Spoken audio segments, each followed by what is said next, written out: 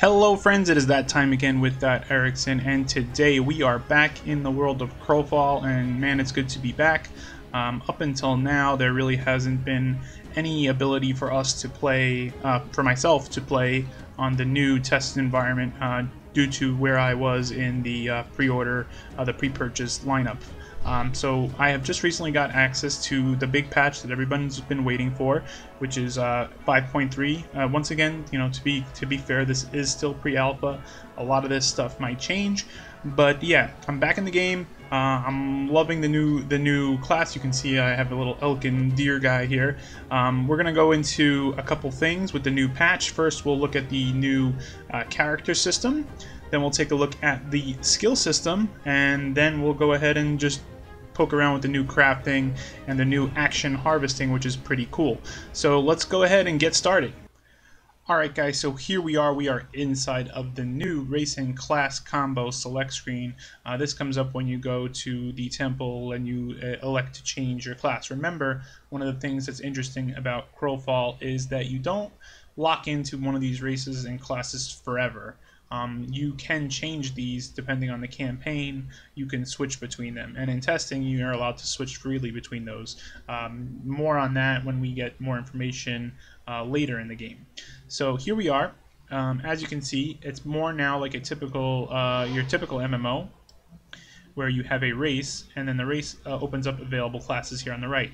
Now, some of the classes will be labeled as coming soon. Some of the artwork for the races are also missing, and that's normal because unfortunately right now not all of them are in the game. Now, I was playing an Elken, and they're brand new and they look cool, and so I'm going to stick with that. And I'm very interested in Cleric because that's a newer class as well. A little repurposed, but it's newer. And I'm going to go ahead and make a Elken Cleric, and here we go.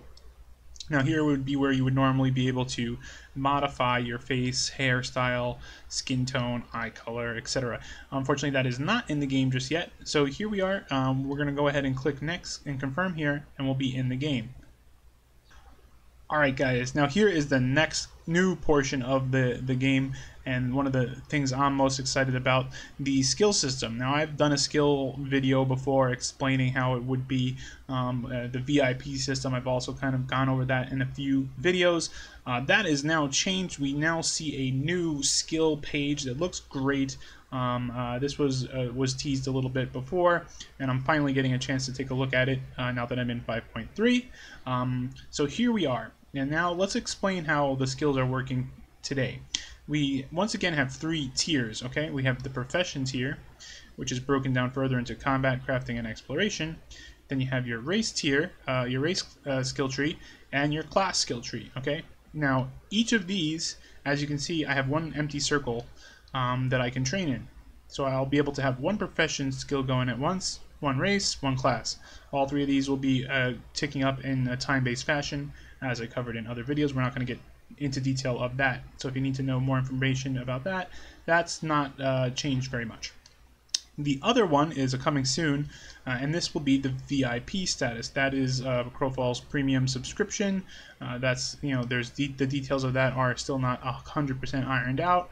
Cost, you know, what else it's gonna give to you, but as of right now, if you were to, like, the game was to launch today, VIP status would allow you to do 2 profession, 2 race, and 2 class skills at once, which is very nice. Now, one thing to note is that even though you're going to be training double the amount of a free-to-play player, in theory, you're not going to be that much ahead of them in anything specifically. So, for example, I can train 2 races, but you can only be 1 race at a time. So, you know, you're not getting a huge advantage over someone. Obviously, it is an advantage. It gives you a little more flexibility, but, you know, that still means that you can perfectly enjoy this game as a free-to-play player and be able to train sufficiently. So let's go ahead and take a look at the profession tree and how they look now. I'm going to start with combat.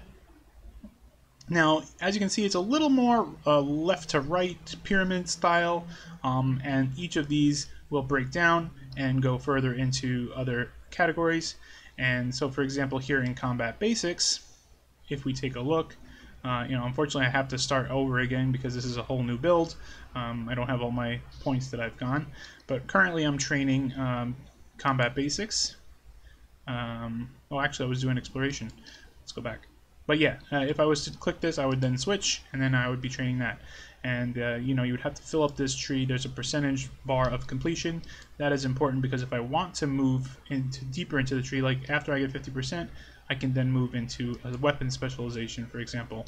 And the first skill here, as you can see, I must train 50% of the combat basics tree. So as soon as I hit 50%, I can move into the next tree. And then, you know, you can look at these and kind of figure out your path, your plan of attack of how you want to skill and make your crow unique. One of the things I mentioned before is that this is account wide, so you're not locked into being one class forever. You're not locked into being you know, specifically doing one specialty. You can then change that. So for example, armor, if I wanted to go into plate armor, I'm going to be a heavy armor wearing person, it's going to tell me that I need to have 50% of the armor tree. So each of them is a prerequisite of the next. So you have to go in this progression. And yeah, I'm not going to go into each of these. It's pretty self-explanatory. The new system is very cool.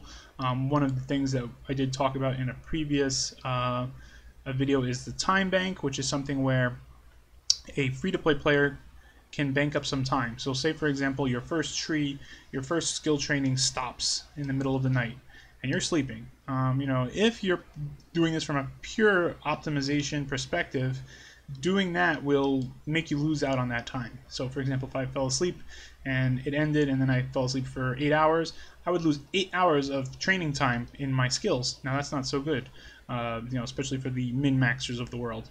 And you know, free-to-play players they're very vocal, and as they should be. Now that would then allow you to put 8 points into 8 hours worth of time into something else. You can bank up to 24 hours as a free-to-play player. The VIP, as of now, they said that it should be a month or 30 days. You know, that might change. But anyway, so let's move on. I've then let's look at one of the ones I've taken because I'm working on my harvesting. If I click this, you'll see here I have a time bank of 23 hours, 28 minutes. This is coming soon. But anyway, that's what I'm... Let's see if it works. Apply that time. Well, look at that. I must have knocked it off or something. But yeah, it's basically applying my time bank time to exploration basics, which is very cool. I like it. I like it. And 1 second, huh? Alright, done. So let's confirm that I want to start training that. Alright, so now I am training in my exploration basics. Alright, so now we are in the game, guys, and as you can see, we're seeing some new interface things here, one of which is the option to switch between your trays. You have a survival tray, which you're going to be using for your harvesting and crafting needs, and then you're going to be able to switch to your combat, or in this case, ranged tray, since cleric is a ranged class. So that is what you're going to be wanting to be in when you're harvesting. You're going to want to be in the harvest tray. And as you can see, when I'm in the harvest tray, survival tray, I have a new pip system similar to the assassin, similar to the duelist, where we generate combo points. Oh, they call them pips. So if you're familiar with any combat point system based game, this is going to be pretty easy for you. And also you'll notice that if I walk up to a tree, I can start whacking it with my bare hands. And unfortunately that's where you're going to be at when you first start. As you can see, it doesn't do a lot of damage. Or in this case, use your head. So it doesn't do a lot of damage. So after you get a few wood, you can go ahead and craft yourself an axe, which I'm going to just throw on right now because I have one. Okay, and we're going to switch to my axe. Here we go. Alright, now when I smack the tree with the right crafting tool, I'm going to start generating these pips on my harvesting meter. Okay, and once I have some pips in here, you'll notice that the #1 skill lit up, and that is energetic harvesting. Now what energetic harvesting does is you basically use up your pips and get a specific reward that is based on how many pips you have. So 1 harvest pip, you're going to gain an energetic harvest, which is increasing your digging, logging, mining, quarrying, and skinning by 5% for 8 seconds. You're also going to gain perceptive harvest, which increases weak spot chance by 5% for 8 seconds. We'll cover what weak spot chance is. And then 3 pips is instantly regain 8 stamina, which is great because that's what you use to harvest. 4 harvest pips, you're going to gain heightened harvest, which increases the effectiveness of any of the energetic harvesting, perceptive harvest, and stamina restore effects gained in the next 7 seconds. So basically, if I pop 4 pips and then I go to 3 pips and pop it again, I'm going to gain an increased effectiveness of how much I gain. We'll check that out in the game in a second here. 5 harvest pips, you're going to get Furious Reaping. It increases harvest base damage by 40. It lasts 6 seconds or 2 hits, whichever comes first. Okay, so let's go take a look at how that's going to look. So here we go. I'm going to chop the tree. I already have it under weak point chance. What I want to do is get it to 4, and I'm going to pop it. Now I want to get it to 3. 1, 2, 3, and pop it again. And you're going to see I gained more stamina than just a normal 8. Okay, and that's kind of how the system works. Now I want to talk a bit about weak spot and what weak spot chance is. Now weak spot, you're going to see while I'm smacking on the tree, you might see a little targeting reticle show up. Let's see if we can generate it. Once I see it, I have to put the, here it is right there. I'm going to put my pointer in the middle, and you'll notice I did more damage if I put my pointer in the middle and attack while it's there. So yeah, that is something that you're going to want to try to focus on. It'll help you chop down these trees faster and do more damage. Now that is a weak spot, okay? And now the weak spot chance is something that you can improve by using your second pip.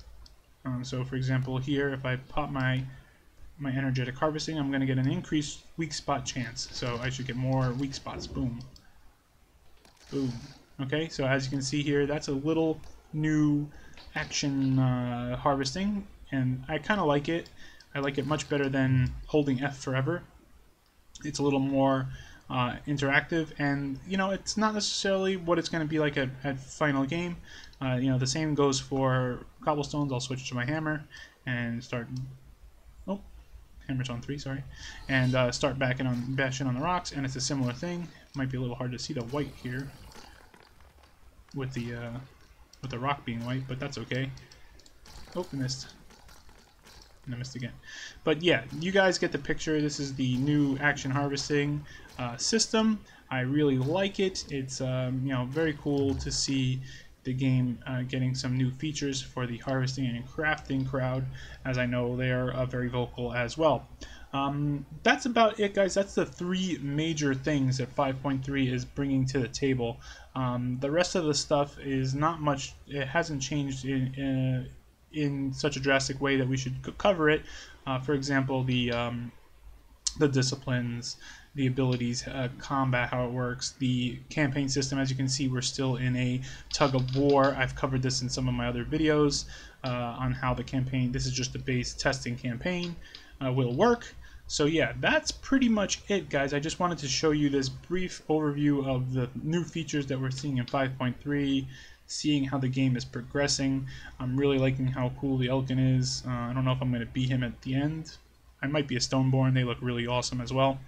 But yeah, that's it, guys. That is it for today. I just wanted to let you guys know that I will be a part of the Crow Circle, which is an awesome program that is going to be used by Crowfall to help promote community events, community members that are streaming, and community members that are doing things for Crowfall.